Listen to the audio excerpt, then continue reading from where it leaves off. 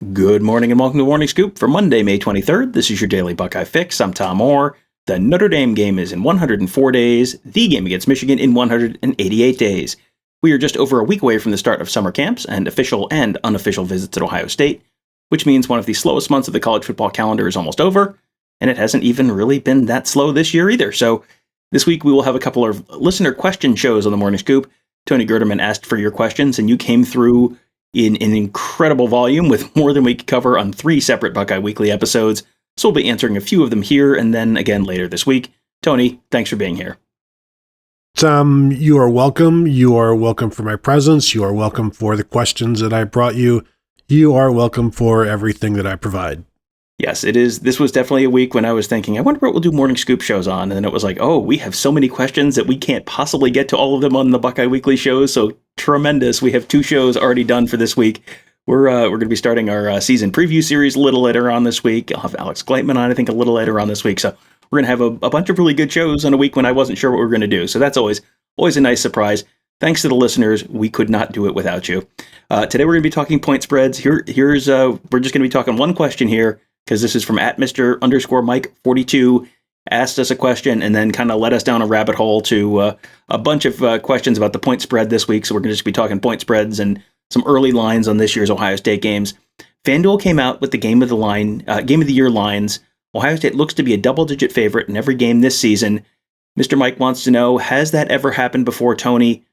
I know this is not necessarily something you can definitively answer, but have you come across a time when Ohio State has been a double-digit favorite in all of their early season lines?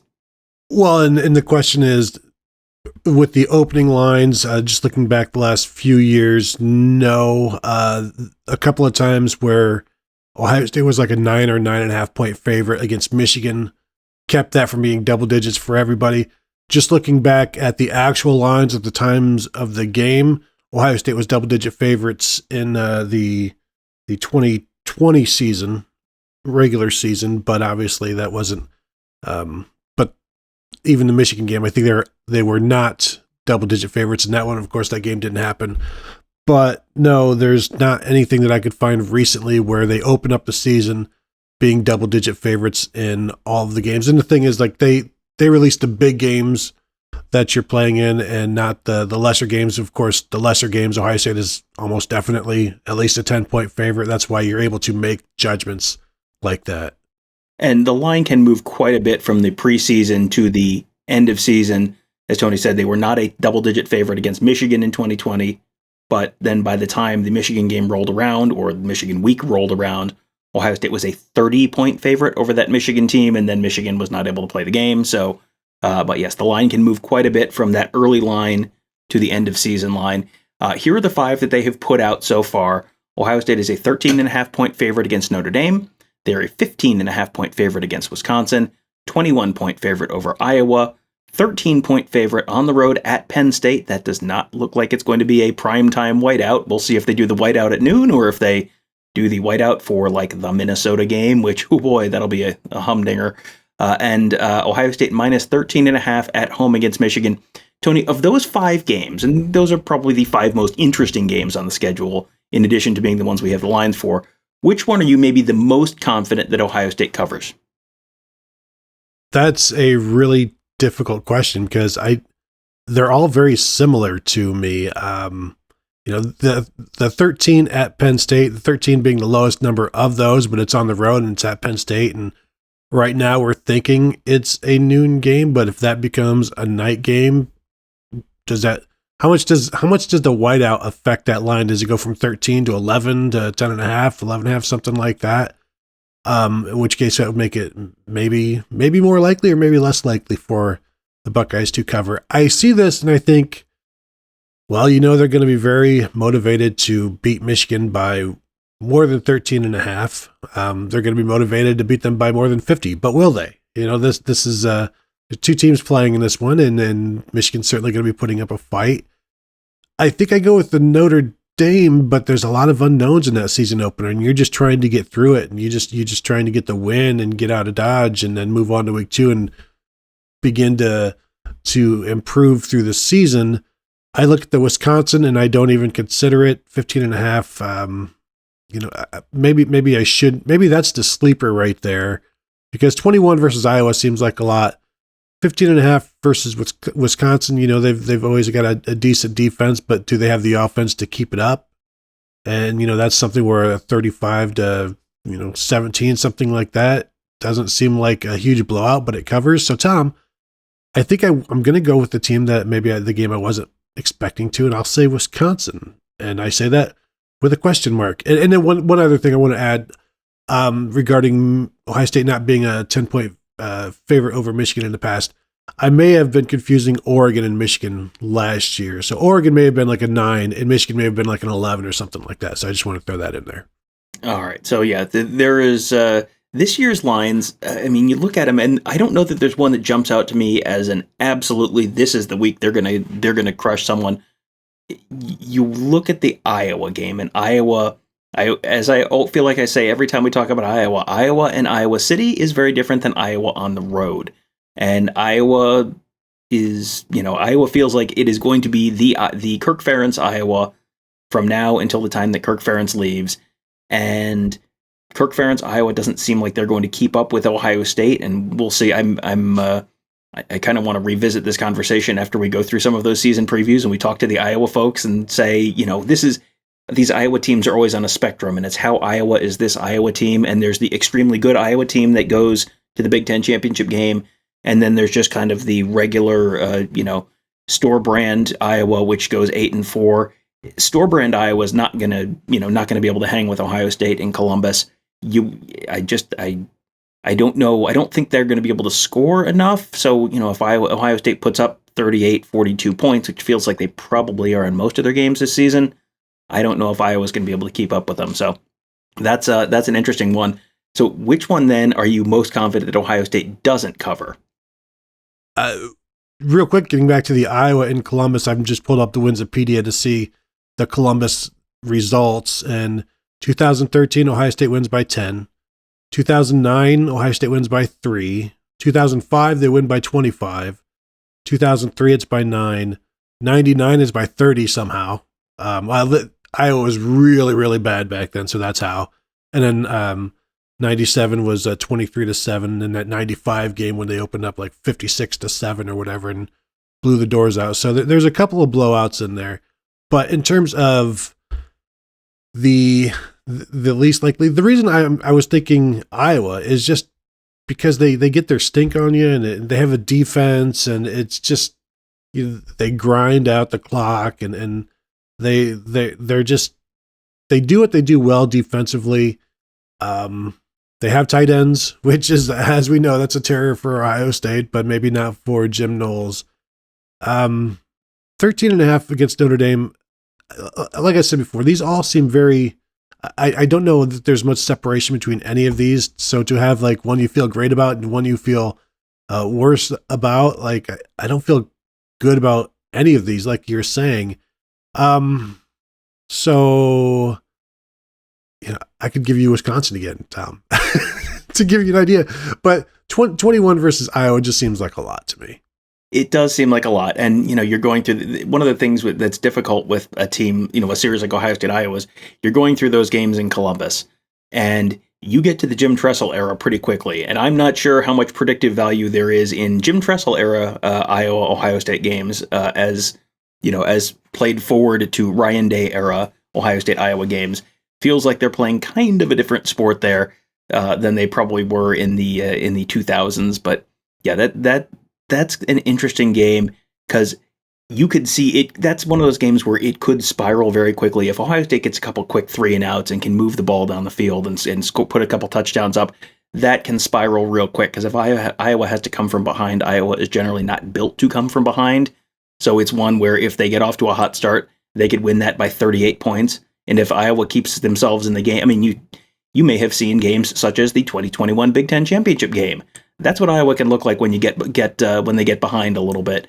And all that took was one pass to the end zone that was just a little bit overthrown on that opening drive. And Michigan went down and scored. And Iowa had 1 3-and-out, I think, or maybe turned the ball over. And Michigan scored again. And all of a sudden it's 14-0. And it was just like, and this one's over. And it was. So those are the 5 Ohio State games that they have lines out for already. There were a couple of other early kind of interesting games that were I wanted to get your thoughts on. A couple different areas, a couple different reasons that these games are interesting. Maybe the first one was Week 3. Penn State, a 1-point favorite on the road at Auburn. Penn State is, kind of interesting, and we'll see whether this is the 5th or 6th year of Sean Clifford, or if this is the first year of Drew Aller. Does he become a factor in that quarterback race early? There are some questions with the Penn State team. There are a lot of questions with the Auburn team and Brian Harsin being back for his second and possibly final year, because it seems like the stability at Auburn is never a real strong suit. And Harsin was kind of on the hot seat already last season in his first season there. What are your thoughts? I mean, that to me, Penn State, which is doesn't seem like they're going to be a super dominant team this year, on the road at an SEC West team that you're going to hear getting gassed up all season on College Game Day, and Penn State's a 1-point favorite. Was that an odd line to you? Yeah, that was one of the ones that stuck out. And as you're talking about it, Tom, I'm trying to run through the Phil Steele magazine here to see when was the last time a Big Ten team was favored on the road against an SEC opponent. And I'm thinking, is it something like Northwestern at a Vanderbilt, something sneaky like that, because, the two conferences don't necessarily do a lot of home and homes. But this one feels like it's certainly interesting that you've got Penn State, which has its question marks. This is kind of like who has the biggest question marks, and that team is the underdog. And the question marks not just being about the roster and the talent. Like Auburn has, who knows what's going on, like what their situation will be by week 3, by week 7, by week whatever.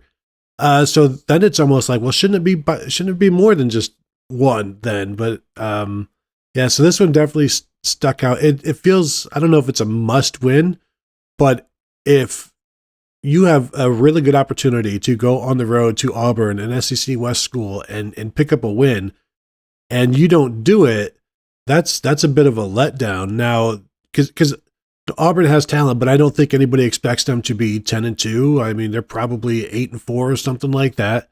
And if you are a very good team, then this should be one of those that you can get somehow. But the problem, Tom, is we know James Franklin.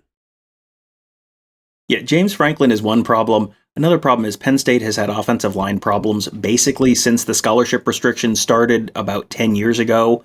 And that offensive line has just never been particularly good. And, say what you will about Auburn as a team year to year, their defensive lines are generally pretty darn good. That might be something that might disrupt things enough up front for Penn State that might bog their offense down a little bit. Bo Nix, their quarterback last year, he is playing for Oregon now. This has been I think, don't they have Zach Calzada, the old Texas A&M quarterback? I think they got someone in the portal from somewhere else in the SEC West. It might have been Zach Calzada, but yeah, there are definitely some questions there. The only thing that gives me pause on the Penn State side is that line play, and this is one where if Penn State wins, it's a nice win for the Big Ten. If Auburn wins, it's one you're going to hear about all season long, because Penn State will probably be one of Ohio State's quality wins, and you'll hear the "yeah, but they lost at Auburn" kind of conversation. So that might be a sneaky big win, sneaky big game for Ohio State in that national college football playoff conversation later on in the season. Another one, speaking of conversations about college football, Tony, week 6, Alabama -16 versus Texas A&M. Tony, how many more points would I have to give you than 16 in order to get you to take Texas A&M after Jimbo Fisher went after Nick Saban in the way he did? This game is in Tuscaloosa. Tony, if I would feel comfortable giving you 24 points, and I would probably still take Alabama. This seems like angry Nick Saban game. I was going to say the number I had in my head was 24.5 before I really start to think about it. And then it's just like, well, because then that whether you cover or not may just depend on, does Alabama's second string defense give up a touchdown to make it 31, to make it 24 points instead of 31.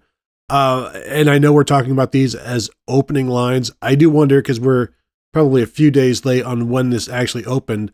Like, I wonder if this is already built up. Like, if it's already been bet up from like, I don't know, 13.5 or something like that. But it feels like it's not going to get smaller, and it's just going to continue. People, I think, are going to continue to put money on Alabama. I wonder what the number just in the day, a couple days ago when Nick Saban and Jimbo Fisher had this out. I wonder what kind of movement did that create on the number, if anything, where people are like, oh, Nick is mad, and then he's gonna, certainly gonna want to put a hurting on Texas A&M.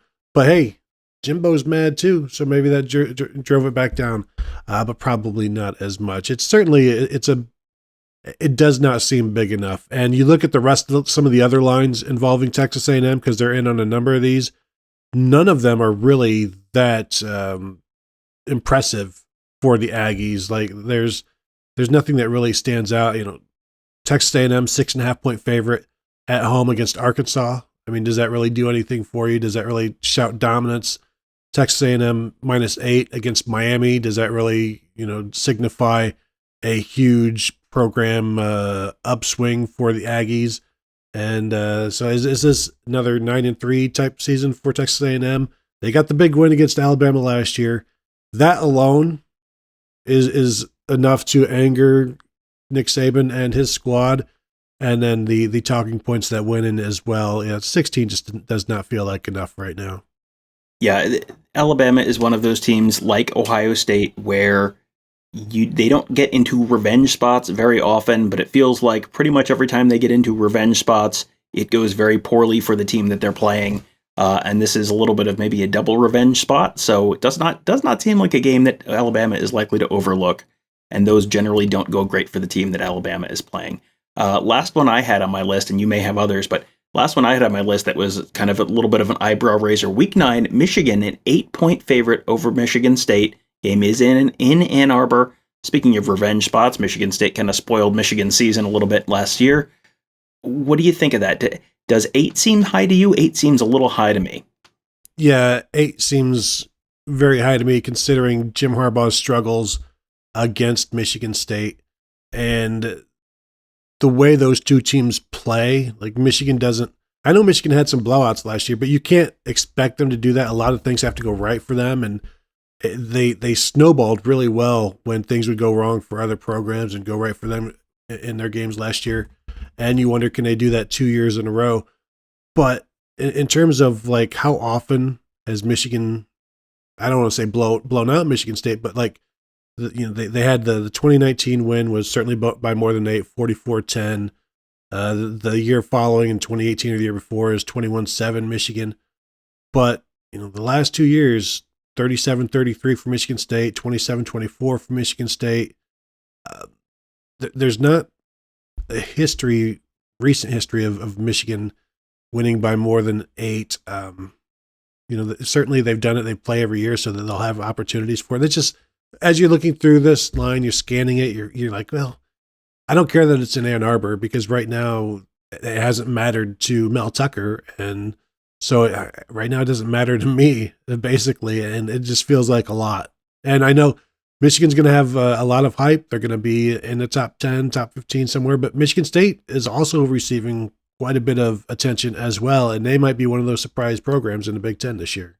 Yeah, Michigan feels like they're going to be what they're going to be, and they're going to have a nice record, and a lot of that is born out of a not particularly great schedule. But Michigan State feels like, again, I mean, sort of a little bit of a question mark this year, where the error bars on what they could be this season are pretty big.